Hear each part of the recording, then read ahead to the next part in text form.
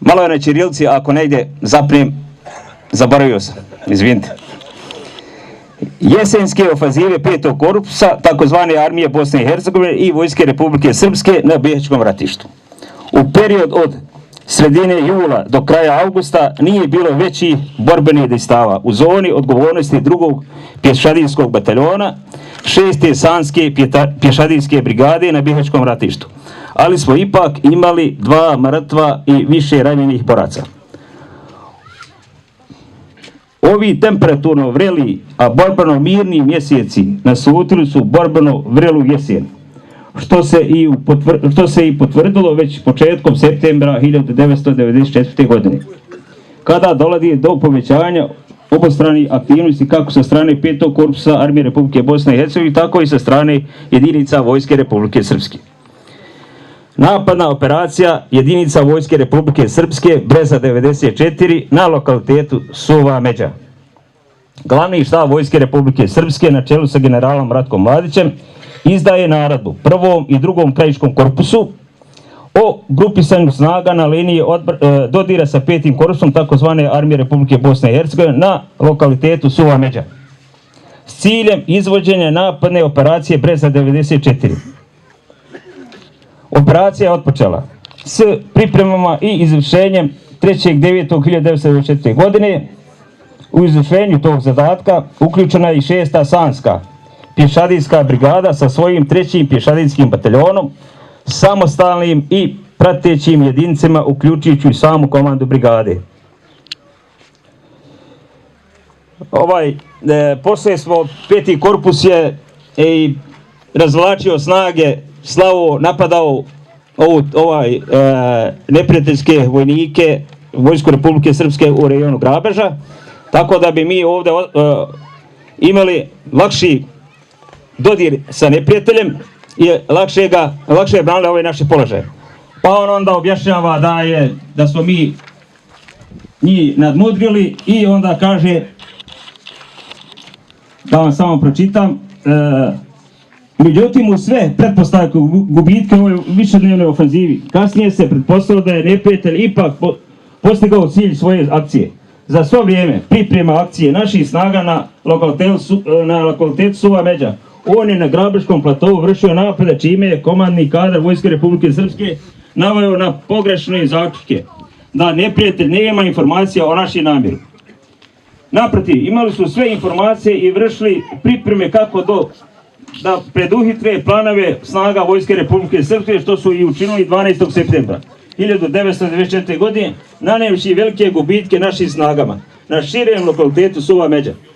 Gubici u jednom danu, 12.9.1994. godine, bili su ogromni.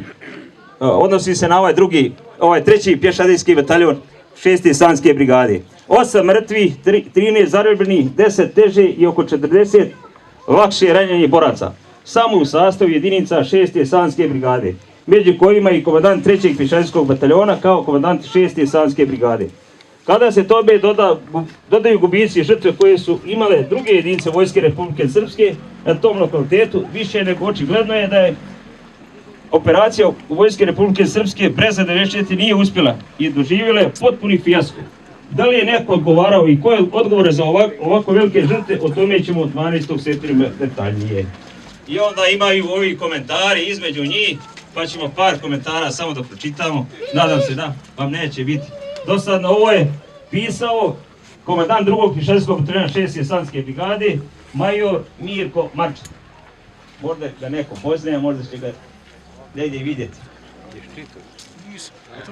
I sad evo imamo komentare, evo par komentara da vam ne bude dosta. Ako se pažljivo čitao šta sam napisao, on objašnjava ome svom drugom iz Vojske Republike i u objavi u komentarima. Bio sam sa svojim jedinicom na Grabežu kod Bihaća. Opisao sam detaljno kako su se borbe vođeni i kakve rezultate, a kakve gubitke je imala moja jedinica. I sada da pojasnim to što me pitate. Ja sam napisao da je komanda muslimanskog 5. korpusa Armije Bosne i Hercegovine imala informacije šta se priprema na lokaciji Suve Međe. Zbog toga i jesu izvršeni toliki napade u svakom danu, 2 do 3 puta jake napade i organizovana napada. Ponavljaju se to od 6.9. ujutru do 9.9. uveče. Odnosi se na napade na Grmuško-Srbinskom platovu. Cilj im je bio da probiju naše položaje kako bi oni koji su izvodili napad na njih na Suvoj Međi morali da deo svojih snaga premesti na Grabiški platov. U tome se potpuno uspjeli, bez obzira što sam sa svojom jedinicom odbio sve napade. Komanda Vojske Republike Srpske je deo snaga ipak sa Suve Međe prebacivala na Grabiški platov kako bi odbranila Krupu u slučaju muslimanskog prodora. Rekao sam im, ponavljam, nisam bio na tom drugom lokalitetu, tu su bili upravo ti koji si naveo od generala Mladića i Talića. Znači on potvrđuje da je tu bio i general Mladić i Talić, preko komandanta 6. Sanske brigade i njegovih prištovskih jedinica, uključujući 3. bataljan od Predojevića. Valjda su te osobe pozvane da nam odgovore na tvoja pitanja koja postavljamo svi mi.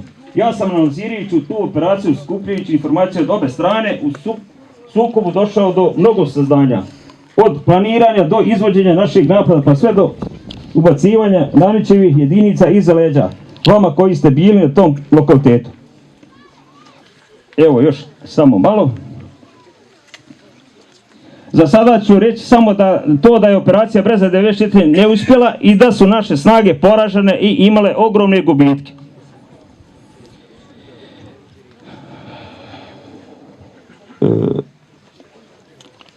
Oslovljava ovaj gospodin Marčeta, to je ovaj komandant drugog bataljona. Gospodine Marčeta, ništa ironično, poštujem vašu dobru i namjeru da na ovakav način pokušavate doprinijeti istinu o otadžbinskom ratu.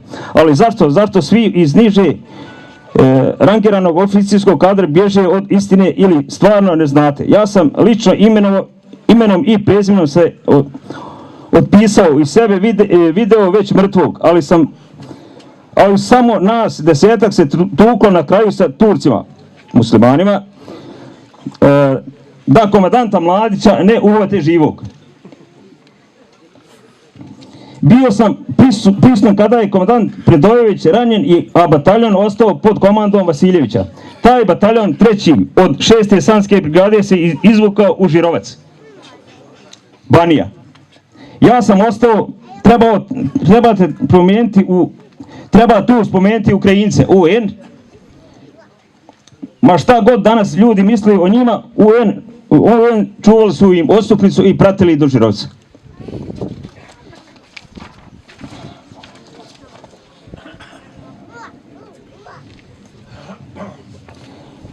Cijelo vrijeme sam bio na Ćorkovići, to je tačna lokacija Kovata, iza je bio plato odakle je general Mladić komandovao i u nekoliko navrata lično bio dok je trajao naš napad. To je to. Ovo